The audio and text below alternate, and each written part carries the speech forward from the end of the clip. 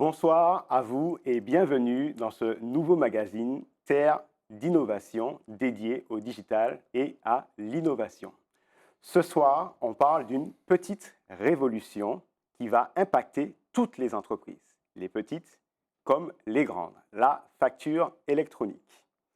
Beaucoup d'entrepreneurs se demandent comment s'y préparer. Est-ce une obligation qui va être une contrainte ou un tremplin? C'est ce que nous allons voir ensemble avec deux experts que je reçois aujourd'hui qui maîtrisent le sujet sur le bout des doigts, Adrien Comlan et Steven Prudent, tous deux vice-présidents à l'Ordre des experts comptables de Martinique. Bonsoir messieurs. Bonsoir. Bonsoir.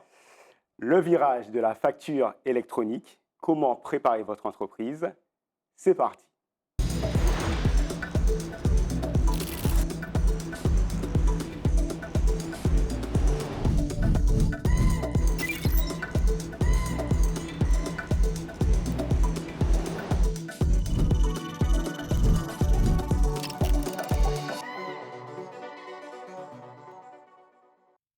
Adrien Comlan, vous êtes vice-président de l'Ordre des experts comptables. Pour commencer, est-ce que vous pouvez présenter brièvement qui vous êtes et puis rappeler votre rôle? Alors, Adrien Comlan, donc je suis expert comptable. Et effectivement, je me suis engagé au sein de l'équipe en tant que vice-président, surtout autour des questions du numérique. Très bien.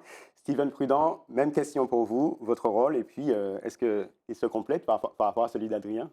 Exactement, donc Steven Prudent, également expert comptable. Donc je suis le vice-président de l'Ordre des experts comptables avec Adrien, sur des parties du numérique et un petit peu de régalien aussi au sein de notre ordre. Très bien. Alors, ce que je propose, c'est qu'on rentre dans le sujet de la facture électronique. Peut-être d'abord avec vous, Adrien. De quoi on parle? Quelles sont les bases? Et puis, pourquoi ça devient obligatoire, cette facture électronique? C'est quoi concrètement? Alors, je pense qu'avant d'entrer dans le détail, on pourra rappeler, vous l'avez fait, mais que c'est une réforme d'ampleur. Une réforme qui va concerner les grandes entreprises, les petites, les très petites entreprises, les entreprises qui ont des salariés, qui n'ont pas de salariés. Donc, on est vraiment là sur une réforme qui va impacter en profondeur tout le tissu économique. De quoi on parle? On parle d'une réforme qui va modifier la façon dont nous allons transmettre nos factures. Jusqu'à maintenant, on pouvait envoyer une facture par mail. On pouvait même, on le voit encore, transmettre une facture papier. À partir de cette réforme, les entreprises qui voudront envoyer leur facture devront passer par une plateforme, une PA, une plateforme agréée. Et donc, c'est cette plateforme qui va transmettre la facture à la plateforme du client. Et donc, le client pourra aller sur sa propre PA, sur sa propre plateforme, pour récupérer la facture en question. Donc, on a deux dates à retenir. Septembre 2026, où là, toutes les entreprises devront être en capacité de recevoir ces factures électroniques. En clair, on devra avoir choisi, sélectionné sa plateforme, sa PA avant septembre 2026. Et septembre 2027, où là, toutes les entreprises, les petites comme les grandes, devront être en mesure d'envoyer leurs factures via cette plateforme. Alors, j'ai une question pour Steven. Quel est l'impact attendu quand on sait aujourd'hui que la moitié des entreprises, ce sont des micro-entreprises qui sont d'ailleurs parfois sans expert comptable? Exactement. Alors, en Martinique, on sait qu'on a 97% des entreprises qui sont des TPE, donc très petites entreprises.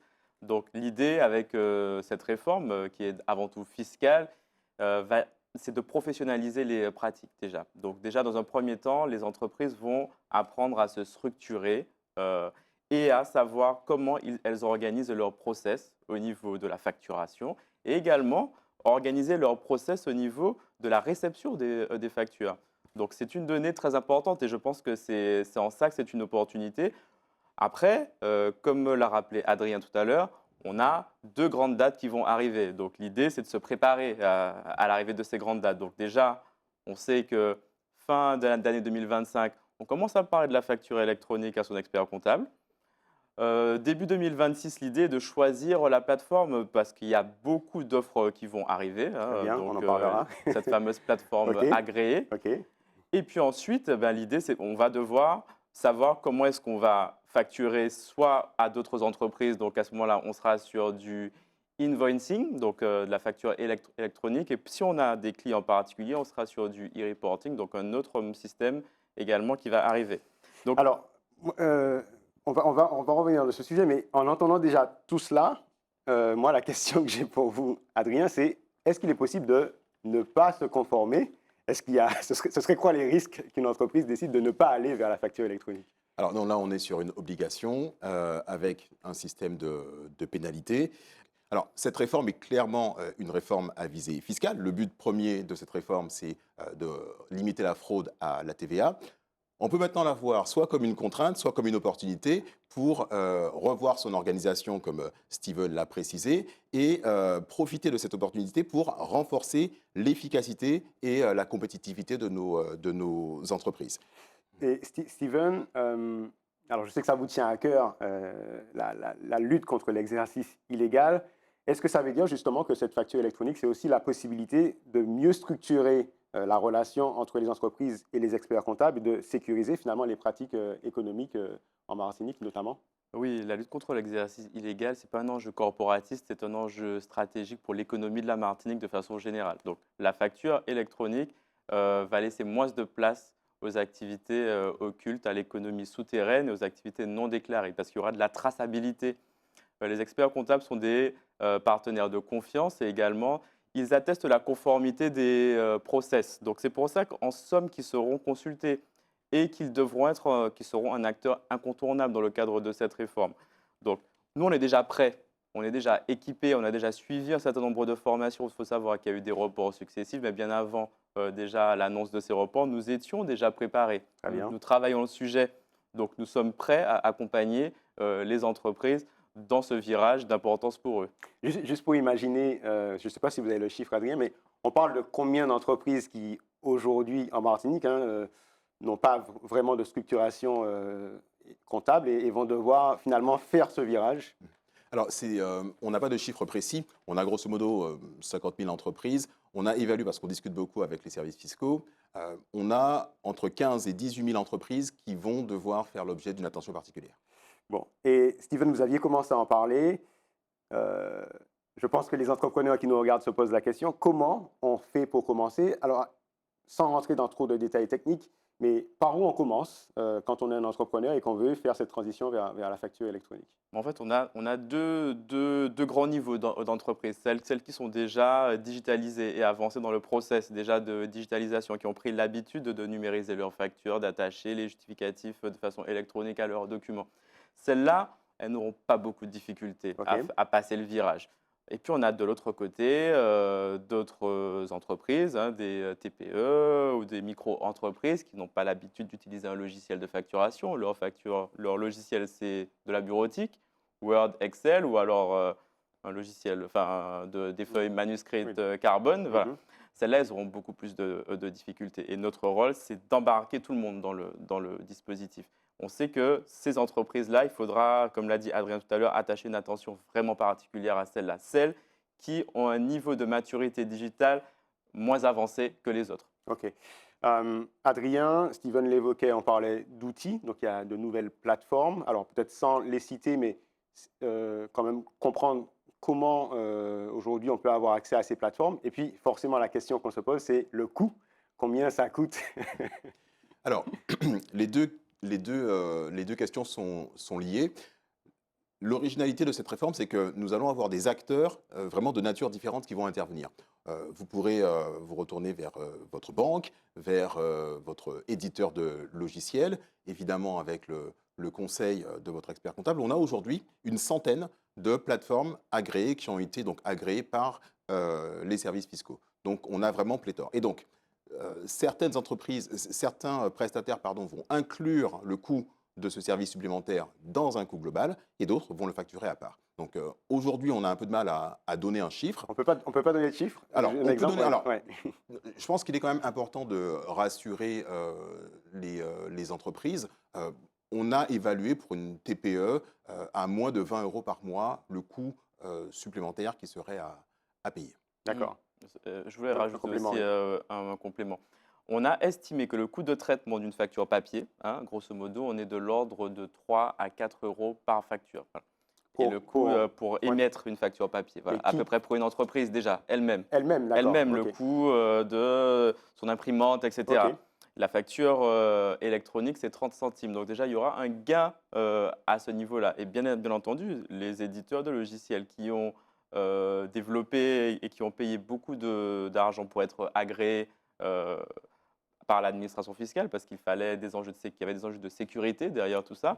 Donc elles vont nécessairement répercuter une partie de leur prix, enfin de leur coût, en tout cas sur le consommateur, bien entendu. Il ne faut pas se faire d'illusions là-dessus. Messieurs, je voulais parler d'un sujet, alors c'est un sujet un peu tarte à la crème, mais je pense que c'est très important, c'est l'intelligence artificielle. Forcément, la question que j'ai envie de vous poser en tant qu'expert comptable, c'est comment vous voyez cela par rapport à l'évolution pour votre métier? Peut-être Adrien d'abord. Alors, c'est clairement un enjeu central pour nous, pour la profession, et c'est la raison pour laquelle, au sein de l'équipe en Martinique, on a réalisé vraiment beaucoup d'actions à destination des consoeurs et des confrères pour les amener, pour vraiment les former et les accompagner dans cette révolution. On est sur un outil qui est essentiel pour nous. On a différents usages de l'IA. Ce qu'il faut retenir, c'est que à chaque usage correspond à un outil. Et donc, typiquement, on ne va pas utiliser ChatGPT, une IA généraliste, pour faire une recherche pointue, spécifique en fiscalité. Le risque, et là j'attire l'attention de tous nos auditeurs sur le sujet, c'est que l'information que ChatGPT pourra donner sera incomplète, voire carrément fausse. Donc il est important d'utiliser le bon outil. Au niveau de la profession, on se forme très régulièrement. On aura d'ailleurs à la mi-octobre une journée dédiée pour les experts comptables, la journée du numérique pour les experts comptables de Martinique, Guadeloupe, Guyane. Ça aura lieu ici sur la Martinique. Et on aura l'occasion de discuter de tous ces sujets. Donc ce qu'il faut retenir, c'est que la profession, c'est un enjeu majeur pour la profession, mais nous nous préparons. Et vous, Steven, vous êtes expert comptable aussi, vous êtes forcément en contact avec vos clients. Comment vous les sentez? Vous sentez qu'ils perçoivent ça comme une opportunité? Vous arrivez à transmettre que c'est une opportunité? Il y a aussi des risques. Comment vous sentez un peu ce virage de l'intelligence artificielle Comme au l'a niveau dit de la Martinique? Comme l'a dit Adrien, on n'aura pas le choix, il faudra y passer. De toute façon, ça permet à l'expert comptable d'être augmenté, d'utiliser l'intelligence artificielle. Donc de toute façon, et les clients aussi, eux-mêmes. Ça ouvre un terrain de jeu énorme. À ce moment-là, ils veulent lancer un produit, développer une offre avec des IA génératives. On peut discuter avec elles, on peut challenger des hypothèses, on peut faire un certain nombre de tests, on peut aussi améliorer sa propre gestion interne en concevant des outils adaptés à son entreprise et à ses besoins. Donc, c'est vraiment une opportunité pour nos entrepreneurs ici, à la Martinique. Adrien, vous pensez que justement avec cette relation avec les clients, l'IA, qu'est-ce que ça fait? Ça déshumanise? Vous pensez que c'est un risque? Est-ce que vous pensez que le lien avec l'expert comptable va se casser? Alors, pas du tout. L'IA, pour moi, en tout cas, je le vois comme ça, c'est une façon de mieux faire notre boulot et de nous concentrer sur ce qui a vraiment de la valeur ajoutée, c'est-à-dire le conseil et l'accompagnement de nos entreprises. Et c'est la raison pour laquelle c'est un enjeu essentiel pour la profession, parce que l'IA ne va pas remplacer l'expert comptable. Au contraire, l'expert comptable qui saura utiliser cet outil va renforcer son rôle et sa place auprès de l'entrepreneur. C'est donc un enjeu essentiel pour nous.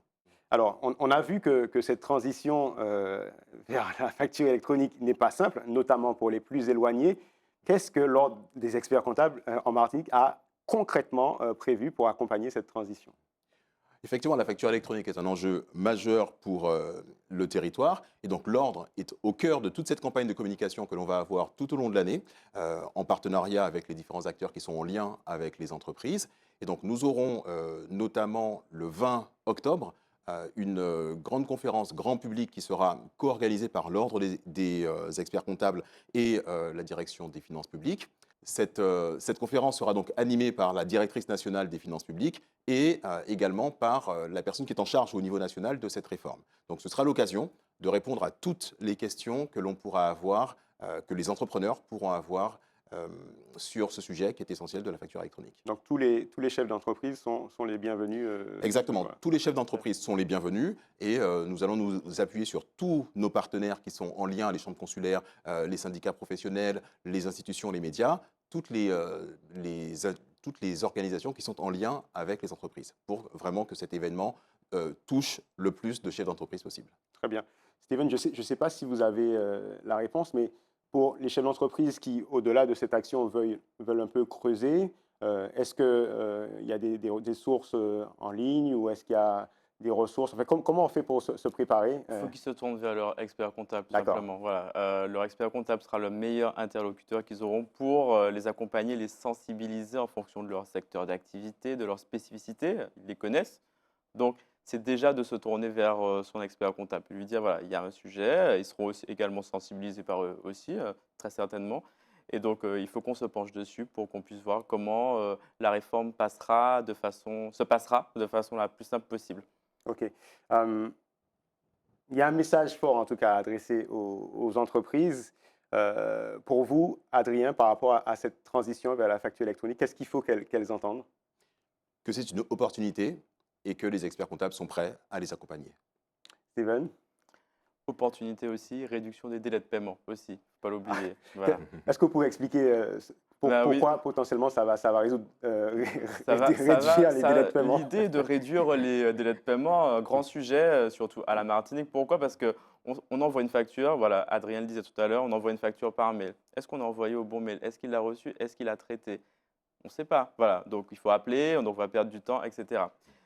La facture électronique, dans sa visée fiscale, l'idée de savoir est-ce qu'elle est payée. Donc on peut suivre ce qu'on appelle le cycle de vie de la facture, savoir est-ce que la facture elle est bien arrivée chez le destinataire et comment est-ce qu'il l'a traitée. Est-ce qu'elle a été acceptée? Est-ce qu'elle a été mise en paiement? Est-ce qu'elle a été payée?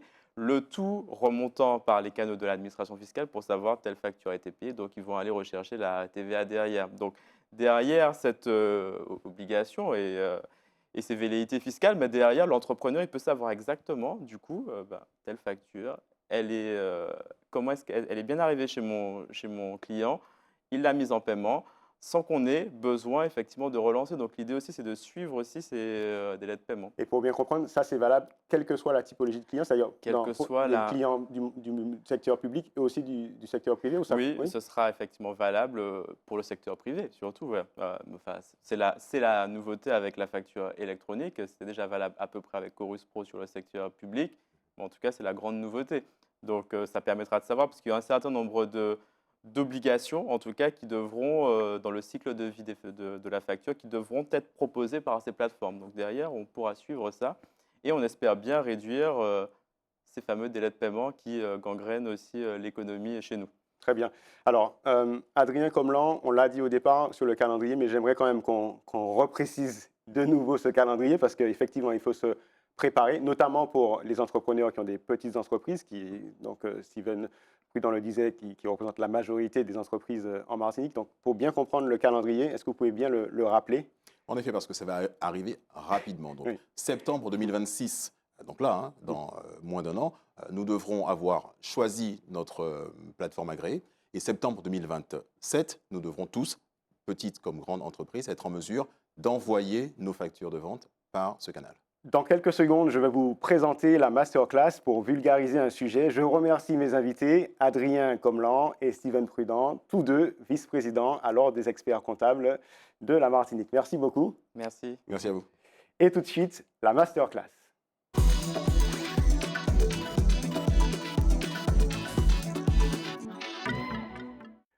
Place à la masterclass. Qu'est-ce que c'est la masterclass? C'est un moment, quelques minutes, que je passe avec vous pour vulgariser un sujet important. Et aujourd'hui, dans la ligne droite de ce qu'on vient de voir avec les experts comptables, je voulais vous montrer comment mettre en ligne vos justificatifs parce que c'est vraiment très important pour être ordonné, organisé.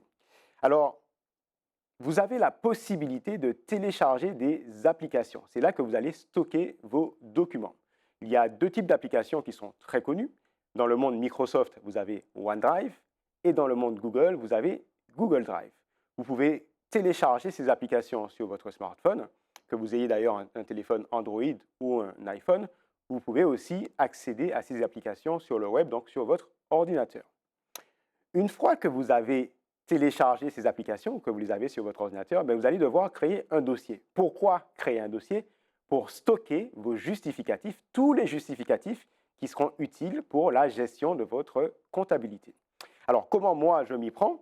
D'abord, je clique sur le petit plus, je vous ai mis une petite flèche, ça me permet de créer un dossier et vous avez même la possibilité de recliquer après sur dossier. Une fois que votre dossier est créé, vous allez pouvoir le renommer. Moi, je l'appelle 2025, si je suis en 2025, comptabilité et le nom de mon entreprise. Donc 2025, comptabilité Awitech, par exemple. Une fois que vous avez créé ce premier dossier, vous allez devoir créer des sous-dossiers. Dans ces sous-dossiers, vous allez pouvoir organiser vos justificatifs. Je vous propose mon organisation, vous n'êtes pas obligé de la suivre, mais en tout cas, à l'époque, c'est mon expert comptable qui m'avait conseillé cette organisation. J'ai 4 sous-dossiers. J'ai un dossier pour les achats, donc tout ce que j'achète. J'ai un dossier pour la banque, toute ma relation avec la banque. Un dossier pour les ventes, donc toutes mes factures de vente. Et enfin, un dossier que j'appelle autre, où là, je vais avoir tous les justificatifs qui sont liés à la relation fiscale ou sociale. Comment nommer ces fichiers? Comment nommer ces justificatifs? Évidemment, vous allez importer ou numériser, je vais vous montrer cela tout à l'heure, vos justificatifs dans les bons dossiers. Mais un conseil que je vous donne, c'est de ne pas lâcher comme ça vos justificatifs avec le nom d'origine. Il faut renommer vos fichiers. Je vais vous dire comment je les renomme, mais d'abord, pourquoi il faut renommer ces fichiers? En renommant vos fichiers, vous aurez la possibilité de les retrouver en un claquement de doigts. Et ce sera aussi le cas pour votre expert comptable. Vous pourrez retrouver très facilement une facture de vente ou une facture d'achat de n'importe quel mois, de n'importe quel jour, pour n'importe quel fournisseur ou n'importe quel prestataire. Comment je m'y prends? Je vous ai mis 2 exemples. Vous voyez à gauche, j'ai une facture d'achat que j'ai importée dans mon dossier achat. J'ai renommé cette facture AC-année-mois-jour-détail, par exemple le numéro de la facture et puis quel est finalement le partenaire avec qui j'ai fait cette relation. Je fais la même chose pour une facture de vente, mais cette fois-ci, comme c'est une facture de vente, moi je mets FA-année-mois-jour-détail. Lorsque vous faites ça, vous allez retrouver tous vos justificatifs organisés par année, par mois, par jour, et vous pouvez retrouver ainsi votre justificatif, n'importe lequel, en un claquement de doigts. Dernière chose, hyper important, vous ne le savez peut-être pas, mais vous avez la possibilité de numériser vos justificatifs à partir de votre smartphone. Comment vous le faites? Quand vous êtes, par exemple, ici dans Drive, donc côté Google, vous avez la possibilité de cliquer sur l'appareil photo et de prendre votre justificatif en photo. La magie de l'intelligence artificielle va faire que votre justificatif va être détouré juste sur les formats de votre justificatif et vous allez le mettre dans le bon dossier. Je pense qu'on peut dire que désormais, vous savez classer vos justificatifs pour votre comptabilité en ligne. Ça, c'est fait. On arrive à la fin de cette émission Terre d'innovation. C'est fini pour ce soir. Je remercie David Torres à la réalisation. On se quitte ici. Bonsoir. Je vous dis à lundi prochain, 20h10 ou 23h30. Et puis, restez connectés sur les réseaux sociaux de Zitata. Bye bye.